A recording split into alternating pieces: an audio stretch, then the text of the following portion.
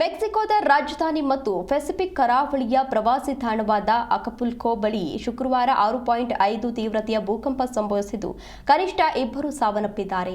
ಪ್ರಮುಖ ಬಂದರು ಮತ್ತು ಬೀಚ್ ರೆಸಾರ್ಟ್ ಆಗಿರುವ ಅಕಪುಲ್ಕೋ ಬಳಿ ಬೆಳಗ್ಗೆ 8 ಗಂಟೆ ವೇಳೆಗೆ ಭೂಕಂಪ ಸಂಭವಿಸಿದೆ ಎಂದು ಯುಎಸ್ ಭೂವೈಜ್ಞಾನಿಕ ಸಮೀಕ್ಷೆ ತಿಳಿಸಿದೆ.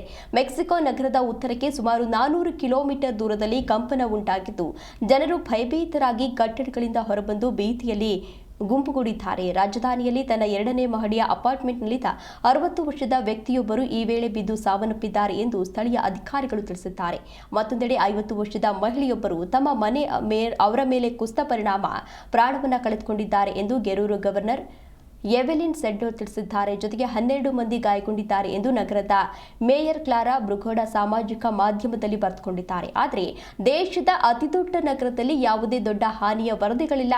ಭೂಕಂಪದ ಕೇಂದ್ರ ಬಿಂದುವು ಗೆರೂರು ರಾಜ್ಯದ ಸ್ಯಾನೋ ಮ್ಯಾಕ್ರೋಸ್ ಪಟ್ಟಣದ ನೈಋತ್ಯಕ್ಕೆ 14 ಕಿಲೋಮೀಟರ್ ದೂರದಲ್ಲಿ ಪತ್ತೆ ಮಾಡಲಾಗಿದೆ ಎಂದು ಮೆಕ್ಸಿಕೋದ ರಾಷ್ಟ್ರೀಯ ಭೂಕಂಪನ ಸೇವೆ ತಿಳಿಸಿದೆ. ದೊಡ್ಡ ಹಾನಿಯ ಬಗ್ಗೆ ಯಾವುದೇ ತಕ್ಷಣದ ವರದಿಗಳಾಗಿಲ್ಲ ಎಂದು ಶೀನ್ಬಾಮ್ ತಿಳಿಸಿದ್ದಾರೆ. ಆದರೆ ಸ್ಯಾನ್ ಮಾರ್ಕೋಸ್ನಲ್ಲಿ ಭೂಕಂಪದ ಹೆಚ್ಚಿನ ಪರಿಣಾಮಗಳು ಕಂಡುಬಂದಿದೆ ಎನ್ನಲಾಗುತ್ತಿದೆ.